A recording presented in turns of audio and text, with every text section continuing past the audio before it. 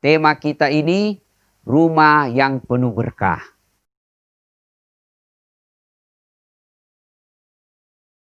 Rumah yang penuh berkah. Berbicara tentang rumah yang penuh berkah, maka yang pertama harus kita tempuh, yang pertama harus kita lakukan adalah duit yang kita pakai beli uang rumah itu harus uang barakah. Nah, jangan sampai uang sogok, jangan sampai uang korupsi, jangan sampai uang money politik, nah, atau apalagi namanya itu money laundering. Percaya kalau uang tuyul kau pakai beli rumah, rumahmu bisa jadi mewah, ada kolam renangnya, semua sejuk di dalam. Demi Allah kau tidak akan bisa bahagia dalam rumah tanggamu. Kau tidak akan dapat rumah tangga yang berkah. Kenapa? Penghasilan daripada rumah yang kau beli itu adalah penghasilan tuyul, penghasilan korupsi, penghasilan rampok. Bahkan misalnya uang itu mestinya sampai ke rakyat, uang itu mestinya sampai ke orang-orang susah. Tapi kau potong jatahnya orang susah, kau ambil haknya orang-orang yang susah. Negara meminjam duit dari negara lain, lalu kau jadi kontraktor nipu rakyat. Kau ambil uang rakyat, kau bangun rumah, percaya rumahmu tidak akan berkah. Jadi sebelum beli rumah tanya dulu, ini berkah atau tidak? Biasa Nabi bilang, biar tidak berkah ke istri simpanan jini. Pasti lebih tidak berkah lagi rumahmu. Ya, yang pertama, gaspol ini atau rem-rem? Gaspol ya. Tuh. Yang kedua, yang kedua, supaya rumah berkah ini setelah kita beli dengan cara halal, uang penghasilan halal, yang berikutnya rumah itu setelah kita miliki, jangan lupa keluarkan zakatnya. Misal kita punya harga rumah 1 miliar. Nah, keluarkan 2,5%. Berapa gitu kalau 1 miliar 2,5%? Saya tidak lancar hitung-hitung uang. Pemirsa, pernah kau lihat uang 2 miliar? Tidak pernah, sama aja Ki. Coba ya. Kalau harga rumah itu 1 miliar, keluarkan 2,5%. Berarti 25 juta sekali. Toh, lebih banyak kau belikan pulsa 10 tahun. Ya, 25 juta keluarkan. Supaya apa? Rumah ini berkah. Kalau Anda beli rumah lalu tidak keluarkan zakatnya, maka pasti tidak akan berkah itu rumah. Kalau rumah sudah tidak berkah, pakai AC, tapi tidak bisa sejuk dalam rumah. Rumahnya, makanannya enak, tapi tidak ada bisa dia makan. Kalau itu tidak berkah. Ingat, zakat dalam Islam itu, andai saja rumah, bangunan Islam ini adalah bangunan rumah, maka dia terdiri dari 5 komponen. Yang pertama, ini coba lihat ini rumah yang cantik-cantik ini. Demi Allah, tidak akan cantik kalau tidak kuat pondasinya.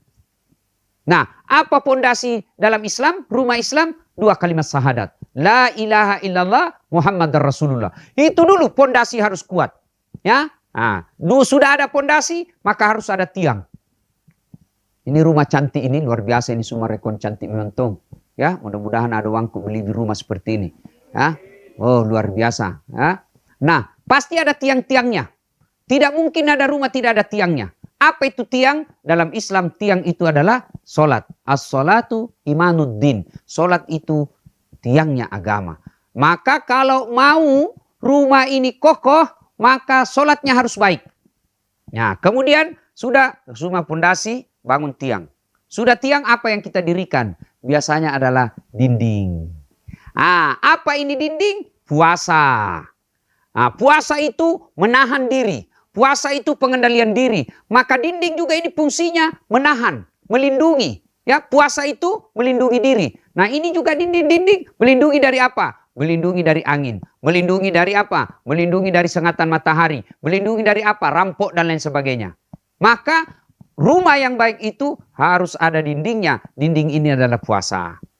Nah, yang ketiga, yang keempat, rumah ini kalau rumah Islam setelah bagus pondasinya, berdiri tiangnya, ada dindingnya, maka yang berikutnya ada apa? Ada tong itu atap-atapnya. Dulu tahu ventilasi. Ini pintu-pintu, jendela. Mana ada rumah tidak ada jendelanya? Kalau ada rumah tidak ada jendelanya pasti pengap. Apa ini jendela? Iya nenek anak Mangkasar kasakka. Ini mina bilang orang Bugis sekemu, pesui sekemu bos, aja mu seke. Kikirgal lapak jambatan. Ini zakat ini ventilasi. Jadi kalau ada orang bagus rumahnya, tapi dia lalai membayar zakatnya, maka rumah itu pasti pengap. Ya, rumah itu pasti panas. Istri di dalam panas. Selalu kepanasan. Baru 1 jam pergi, nah telepon maki. Di mana kok? Di mana kok? Ada aja kau di kantor. Balik-balik kok. Tuh jenga. Di kantor. Bohong kok. Di kantor kak. Jangan ribu-ribu. Nah dengar semua orang bikin malu-malu kok. Di mana kok? Di kantor. Video call dulu. Pada. Ciniki petala. Coba itu biasanya begitu toh. Repot kan? Nah, kalau rumah kita tidak dikeluarkan zakat, maka penghuninya akan peka. Apa itu? Pengap. Nah, yang kelima, rumah dalam Islam itu ada atapnya. Apa atap ini? Haji. Maka kalau mau, ya kembali tadi ini, ya, syarat rumah berkah itu pengadaan rumahnya dulu. Rumahnya harus dari hasil yang halal. Kita peroleh uang itu betul-betul cara halal kita peroleh. Yang kedua, setelah kita punya itu rumah, keluarkan zakatnya. Ustadz, kalau rumah tinggal, apakah tiap tahun dikeluarkan zakatnya? Tidak. Sekali ji, seumur rumah itu. Misalnya begitu lunas, keluarkan zakatnya. Berapa? 2,5%. Tapi kalau rumah itu dikontrak-kontrakkan, rumah itu menjadi bisnis, dia memproduksi duit setiap tahun. Dikontrakkan tiap tahun, maka dikeluarkan 2,5%. Dari apa? Dari harga rumah. Apa itu zakat harta? Begini. Zakat harta itu dikeluarkan apabila cukup haul dan nisabnya. Haulnya 1 tahun. Nisabnya yaitu 85 gram emas. Artinya apa Ustadz? Kalau Bapak punya harta, rumah yang seharga 85 gram emas. Kira-kira berapa kalau 85 gram emas? Berapa rupiah kira-kira itu? Anggaplah sekarang emas 1 juta. 1 juta berarti 85 juta. Anda punya rumah dan rumah itu kalau rumahnya sendiri dikeluarkan kalau harganya 2,5 harganya 1 miliar dikeluarkan 25 juta. Seumur rumah itu. Tapi kalau rumah kita itu dikontrakkan dan kontraknya melebihi 85 juta per tahun, maka dikeluarkan 2,5 juta dari harga kontrak. Misalnya kita kontrakkan 100 juta 1 tahun. Maka dia wajib dikeluarkan karena sudah lewat 85 juta. Nah, berapa? 2,5% dari 100 juta itu. Nah, itulah. Nah, inilah cara agar berkah. Yang pertama itu harus fisiknya di rumah ini harus betul-betul islami. Setelah itu, rumah alhamdulillah hasilnya halal. Sudah dikeluarkan zakatnya. Maka bikin rumah itu sesuai sunnah-sunnah Rasul. Apa sunnah-sunnahnya? 1, ya. Ini yang banyak orang Islam tidak tahu. Kalau bisa bikin toilet, jangan berlawanan dengan sunnah Nabi. Sunnah Nabi katakan, jangan kau menghadap kiblat, jangan kau membelakangi kiblat. Berarti bikinlah toilet yang tidak menghadap kiblat dan tidak membelakangi kiblat. Nah, itu sunnah. Artinya apa? Kalau dilakukan, berpahala. Tidak dilakukan, tidak juga menimbulkan dosa. Tetapi kalau mau rumah berkah, maka bikinlah interiornya, bikinlah aksesorisnya yang tidak bertentangan dengan sunnah-sunnah Rasul. Nah, itu lagi. Yang keempat, usahakan rumah kita ada tempat curhat. Ya, apa tempat curhat? Musola. Mana mau kecil, sangat disayangkan rumah besar. 15 kali 30. Ada kolam renangnya, ada tempat biliarnya, parkir mobilnya 3. Tapi tidak ada musola di dalamnya. Tidak berkah rumah bos. Kalau mau berkah, bikinlah ruang yang ada khusus. Kalau rumah cantik seperti ini, kita bikin saja musola, tempatnya anak tak mengaji sama gurunya, tempatnya istri tak ngajar anaknya mengaji, tempat kita nasihati anak-anak kita. Ya kira-kira 2 kali 3 meter kita bentuk supaya suasananya seolah-olah kita dalam Masjidil Haram. Ya bikin lalu kita kasih wangi-wangian yang seolah-olah kita berada di Masjid Nabawi. Ciptakan ruang yang khusus untuk beribadah kepada Allah. Ruang curhat. Nah, cuma kita kalau curhat takkan di Facebook. Bertengkar sama istri, tidak kusangka kau begitu, pret. Pergi suaminya tidak ada kabar 3 hari, kesepian banget. Langsung nasledin temannya, boleh juga tuh diganti. Apa cidak kok. Kan berawal itu kalau kita ini selingkuh, budaya selingkuh kan gara-gara medsos, reunian. Sudah itu malu-malu cari HP, akhirnya searching dulu. Dapat namanya. Saling invite menjadi teman. Sudah diterima inbox. Berapa nomor HP tak? Hati-hati kok.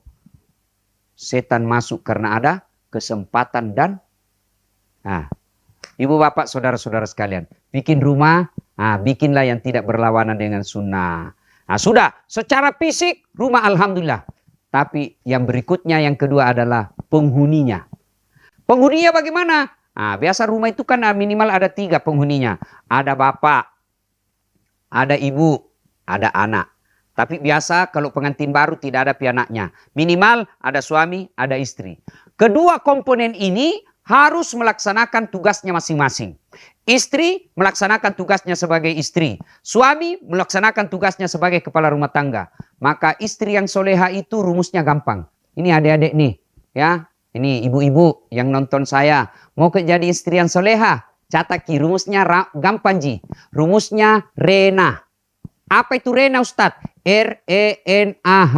Rena, Rama, istri yang baik, tutur kata yang santun. Maka rumah yang berkah itu di dalamnya istrinya santun kepada suami. Assalamualaikum kakandaku, Arjunaku. Woi, senang kita jadi suami. Pulang suami tak, tahu gagana suamiku hari ini. Langsung bilang suami tak, berarti saya jelek kemarin. Ini kok dalak tong ini suami, dak tong dipuji-puji ya. Ada sebagian istri kalau ada temannya datang suaminya, dia mau tunjukkan, lihat ku atur suamiku. Istri yang seperti ini jauh dari kasih sayang Allah.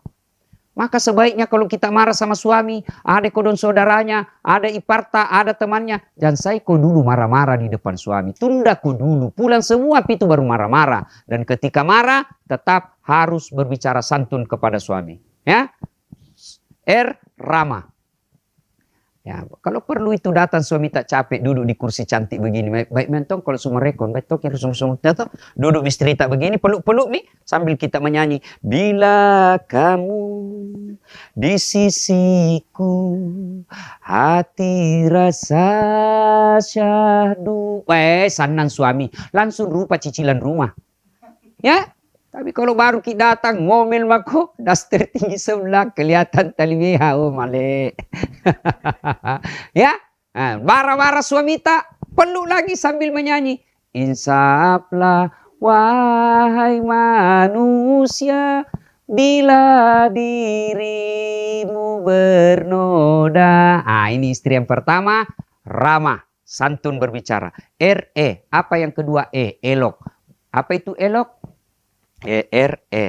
Elok berpenampilan cantik dan menarik di depan suami. Ya, maka penampilan sebaik-baik penampilan seorang istri kata Nabi adalah ketika ingin membahagiakan suaminya. Ketika suami ada di rumah, berdandanlah, cantik-cantiklah.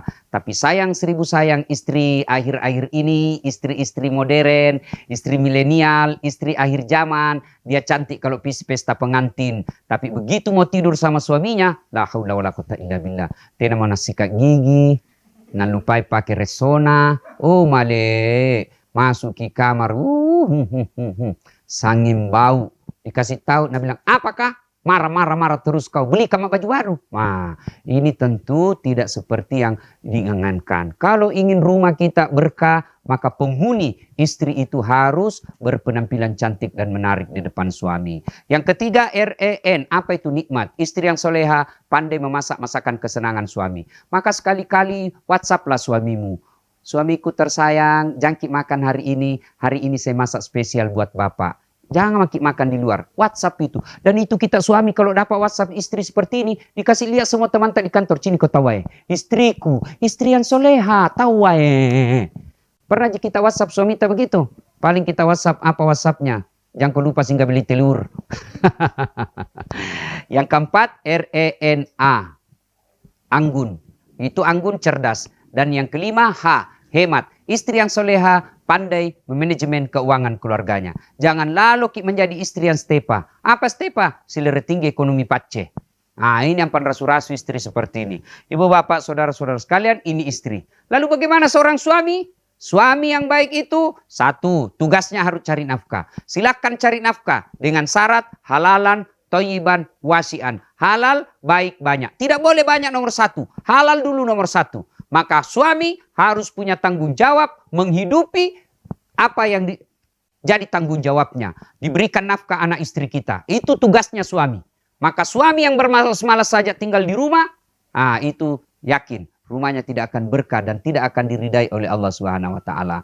Maka suami yang berikutnya menjadi teladan dalam rumah tangga. Jangan sampai kita larang anak kita merokok. Awas kau kalau merokok kau nak aku tampelin kau kalau ku dapat kau merokok. Sudah bukan bila nak pi kau belikan dulu rokok. Pret. Larang anak kita merokok baru kita merokok. Nah, ibu bapak saudara-saudara sekalian, pada intinya untuk membentuk rumah tangga yang sakinah mawaddah warahmah, maka kita harus menyadari tugas-tugas kita sebagai komponen dalam rumah tangga itu.